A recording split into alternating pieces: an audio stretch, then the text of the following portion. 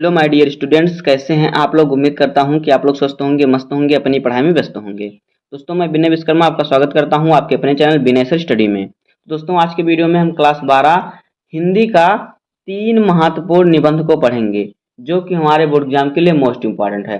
आज के वीडियो में हम बोर्ड एग्जाम 2026 में 9 नंबर पक्का करने वाले हैं, क्योंकि निबंध हमारा 9 नंबर का आता है। तो आज के वीडियो में हम निबंध की प्रॉब्लम खत्म करेंगे। तो देखिए, जो हमारा निबंध 9 नंबर का पूछता है, तो आज की वीडियो में हम 3 महत्वपूर्ण निबंध को पढ़ेंगे। एक एक करके हम 3 निबंध को पढ़ेंगे और आज की वीडियो में समझेंगे कि निबंध लिखने का सही तरीका क्या होता है। तो वीडियो में लास्ट तक बने रहिएगा।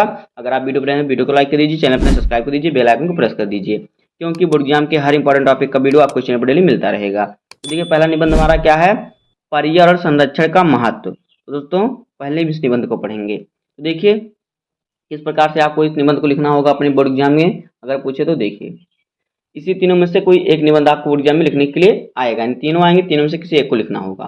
तो ये क्या है, पर्यावरण संरक्षण का महत्व। देखिए, पर्यावरण हमारा घर है, यह हमें जीवन देता है, यह हमें सांस लेने के लिए ऑक्सीजन प्रदान करता है, हमें भोजन और पानी देता है।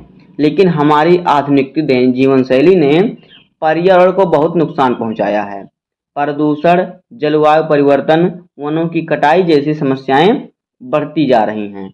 इन समस्याओं का सामना करने के लिए हमें पर्यावरण संरक्षण के प्रति जागरूक होना चाहिए या होना आवश्यक है। तो इसको आपको लिखना है प्रस्तावना में। आपको प्रस्तावना हेडिंग डालकर इसको लिखना होगा।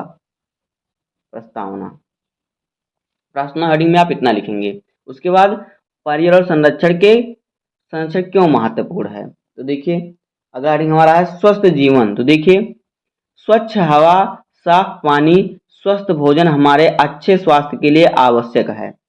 पर्यावरण का क्षरण इन सबको प्रभावित करता है, जिससे कई बीमारियां फैलती हैं। दूसरा हेडिंग है जैव विविधता। पर्यावरण में विभिन्न प्रकार के जीव जंतु और पौधे पाए जाते हैं। इनकी विविधता को बनाए रखना हमारे पारिस्थितिक तंत्र के लिए आवश्यक है। उसके बाद है आर्थिक विकास। देखिए, स्वच्छ पर्यावरण पर्यटन को बढ़ावा देना। जो स्वच्छ पर्यावरण है, पर्यटन को क्या करता है, बढ़ावा देता है और कृषि उत्पादकता को बढ़ाता है, जिससे अधिक विकास होता है, जिससे क्या होता है, आर्थिक विकास होता है। लोगों को क्या होगी, धन की प्राप्ति होती है। अगला हेडिंग है भविष्य की पीढ़ियां। देखिए, अगर हमने पर्यावरण को बचाने के लिए कोई कदम नहीं उठाया तो आने वाली पीढ़ियों को बहुत मुश्किल का सामना करना पड़ेगा। अगला हेडिंग हमारा है पर्यावरण संरक्षण के उपाय। तो देखिए, उपाय में क्या क्या लिखना है आपको। देखिए, उपाय में लिखना है आपको पेड़ लगाना, यानी पेड़ लगाएं। पेड़ कार्बन डाइऑक्साइड को अवशोषित करते हैं और ऑक्सीजन छोड़ते हैं। उसके बाद है ऊर्जा का बचाव करें। तो देखिए, बिजली, पानी और अन्य संसाधनों का कम से कम उपयोग करें। उसके बाद है कचरे का पुनर्चक्रण करें। तो देखिए, कचरे को अलग अलग करके पुनर्चक्रण करने के लिए भेजें। उसके बाद है सार्वजनिक परिवहन का उपयोग करें। निजी वाहनों के उपभोग को सॉरी निजी वाहनों के उपयोग को कम करके प्रदूषण को कम किया जा सकता है, जिससे कि धुएं जो होते हैं उससे ज़्यादातर प्रदूषण होता है, जो गाड़ियों के धुएं होते हैं। आगे देखिए, आगे अगला है जल संरक्षण। पानी को बर्बाद ना करें और बारिश के पानी को एकत्रित करें। लास्ट में आपको डालना है निष्कर्ष या फिर उपसंहार भी डाल सकते हैं। उसके बाद लिखना है, देखिए क्या, पर्यावरण संरक्षण हम सभी की जिम्मेदारी है। हमें अपने दैनिक जीवन में छोटे छोटे बदलाव करके पर्यावरण को बचाने में योगदान देना चाहिए। आइए हम सब मिलकर एक स्वच्छ और हरा भरा पर्यावरण बनाने का संकल्प लें। इस प्रकार से आप लिखेंगे तो आपको पूरे 9 नंबर मिलेंगे। अब देखिए, दूसरा निबंध है क्या, दूसरा टॉपिक हमारा क्या है, वर्तमान समय में नारी शिक्षा। तो ये भी बहुत ही इंपॉर्टेंट निबंध है। देखिए, इसको आपको कैसे लिखना है। पहले आप जाएंगे प्रस्तावना हेडिंग। प्रस्तावना में आपको लिखना है नारी शिक्षा आज के समय में एक महत्वपूर्ण विषय बन गया है। यह न केवल व्यक्तिगत जीवन के लिए बल्कि समाज और राष्ट्र के विकास के लिए भी अत्यंत आवश्यक, यानी बहुत ही महत्वपूर्ण है। उसके बाद है नारी शिक्षा का महत्व, ये हमारा हेडिंग है। तो देखिए, क्या है, सशक्तिकरण। शिक्षा महिलाओं को आत्मनिर्भर बनाती है, वे अपने निर्णय स्वयं ले सकती हैं और समाज में अपनी पहचान बना सकती हैं। उसके बाद देखिए क्या है, सामाजिक विकास। अगला हेडिंग है सामाजिक विकास। तो देखिए, शिक्षित महिलाएं समाज में सकारात्मक बदलाव ला सकती हैं, वह कुरीतियों और अंधविश्वासों को चुनौती देती हैं और समाज को जागरूक करती हैं। अगला हेडिंग है आर्थिक विकास। शिक्षित महिलाएं रोजगार के अधिक अवसर प्राप्त कर सकती हैं और परिवार की आर्थिक स्थिति में सुधार ला सकती हैं। उसके बाद अगला हेडिंग है बच्चों का विकास। शिक्षित माताएं अपने बच्चों को बेहतर शिक्षा दे सकती हैं और उनके सर्वांगीण विकास में योगदान दे सकती हैं। अब देखिए लैंगिक समानता। अगला हेडिंग है लैंगिक समानता। नारी शिक्षा लैंगिक समानता को बढ़ावा देती है और महिलाओं को पुरुषों के बराबर का दर्जा दिलाती है। अगला हेडिंग हमारा आ गया वर्तमान स्थिति। देखिए भारत में नारी शिक्षा में काफी प्रगति हुई है, लेकिन अभी भी कई चुनौतियां हैं ग्रामीण क्षेत्रों में, विशेषकर दूर दराज के इलाकों में लड़कियों की शिक्षा दर कम है। सामाजिक और आर्थिक कारणों से कई लड़कियां स्कूल छोड़ देती हैं। अब देखिए आगे चुनौतियां और समाधान। तो देखिए लड़कियों को स्कूल भेजना, अभिभावकों को अपनी बेटियों को स्कूल भेजने के लिए प्रेरित करना होगा। उसके बाद शिक्षा की गुणवत्ता, स्कूलों में शिक्षा की गुणवत्ता में सुधार लाना होगा। अगला है सुरक्षित वातावरण, स्कूलों को लड़कियों के लिए सुरक्षित वातावरण प्रदान करना होगा। आगे आर्थिक सहायता, गरीब परिवार की लड़कियों को आर्थिक सहायता प्रदान करनी चाहिए। आगे देखिए लास्ट रिंग हमारा है निष्कर्ष। तो देखिए निष्कर्ष में आपको क्या लिखना है। निष्कर्ष में आप लिखेंगे कि नारी शिक्षा एक निवेश है जो समाज और राष्ट्र को लाभ पहुंचाता है।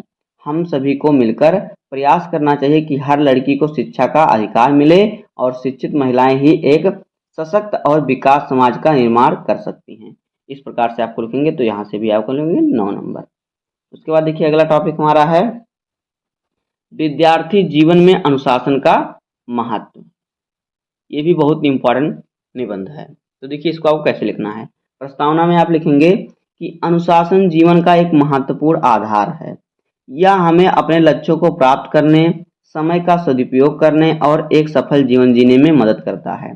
विद्यार्थी जीवन में अनुशासन का महत्व और भी अधिक बढ़ जाता है। इतना आप लिखेंगे प्रस्तावना में। उसके बाद विद्यार्थी जीवन में अनुशासन का महत्व क्यों है। देखिए पहला डी फिर आ गया हमारा अध्ययन में सफलता। अनुशासन एक छात्र को अपनी पढ़ाई पर ध्यान केंद्रित करने में मदद करता है। नियमित अध्ययन, समय पर होमवर्क पूरा करना और परीक्षाओं की तैयारी करना अनुशासन का परिणाम होता है। अगला हेडिंग है समय का सदुपयोग करना। तो देखिए अनुशासित छात्र अपने समय का प्रबंधन करना जानते हैं। वे व्यर्थ के कार्यों में समय बर्बाद नहीं करते हैं, बल्कि अपने लक्ष्यों को प्राप्त करने के लिए समय का सदुपयोग करते हैं। आगे व्यक्तित्व विकास। तो देखिए अनुशासन एक छात्र के व्यक्तित्व का विकास करता है। यह उन्हें स्वयं पर नियंत्रण रखना, धैर्य रखना और चुनौतियों का सामना करने की भी क्षमता प्रदान करता है। आगे समाज में योगदान। तो देखिए अनुशासित छात्र एक अच्छे नागरिक बनते हैं। वे समाज के नियमों का पालन करते हैं और समाज के विकास में योगदान देते हैं। आगे है आत्मविश्वास में वृद्धि। तो देखिए अनुशासन से आत्मविश्वास बढ़ता है। जब एक छात्र जानता है कि वह अपने लक्ष्यों को प्राप्त करने के लिए प्रतिबद्ध है तो वह अधिक आत्मविश्वासी महसूस करता है। आगे देखिए विद्यार्थी जीवन में अनुशासन कैसे लगाया जा सकता है। देखिए लक्ष्य निर्धारण, स्पष्ट और यथार्थवादी लक्ष्य निर्धारित करने, यानी आप निर्धारित करें कि आपको बनना क्या है। उसका समय सारणी, एक समय सारणी बनाएं और उसका पालन करें कि कौन से समय में आपको क्या कार्य करना है।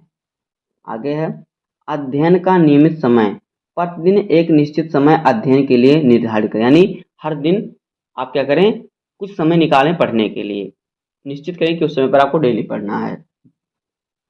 अगला हेडिंग है ध्यान केंद्रित करने की आदत डालें। अध्ययन करते समय ध्यान भटकाने वाली चीजें से क्या रहें दूर रहें।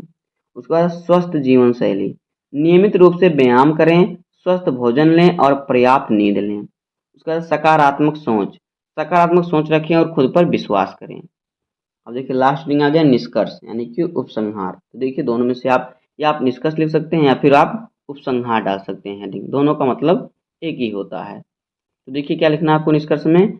अनुशासन एक छात्र के जीवन में सफलता की कुंजी है। अनुशासित छात्र ही अपने लक्ष्यों को प्राप्त कर सकते हैं और एक सफल जीवन जी सकते हैं। इसलिए हमें विद्यार्थी जीवन से ही अनुशासन का महत्व समझना चाहिए और इसे अपने जीवन में क्या अपनाना चाहिए। तो दोस्तों इस प्रकार से हो जाएंगे 3 सबसे महत्वपूर्ण निबंध जो कि हमारे बोर्ड एग्जाम 2026 में आने वाले हैं। इन्हीं में से आपको एक निबंध बोर्ड एग्जाम में लिखना होगा। जिस प्रकार से मैं बताया हूँ उसी प्रकार से आप लिखेंगे तो आपको 9 नंबर पूरे मिलेंगे। तो उम्मीद करता हूँ कि आपको वीडियो पसंद आया होगा। अगर आपको वीडियो पसंद आए तो वीडियो को लाइक कर दीजिए, चैनल पर नए सब्सक्राइब कर दीजिए, बेल आइकन को प्रेस कर दीजिए, क्योंकि बोर्ड एग्जाम के हर इंपॉर्टेंट टॉपिक का वीडियो आपको इस चैनल पर डेली मिलता रहेगा। तो मिलते हैं किसी नेक्स्ट वीडियो में, तब तक के लिए धन्यवाद। जय हिंद।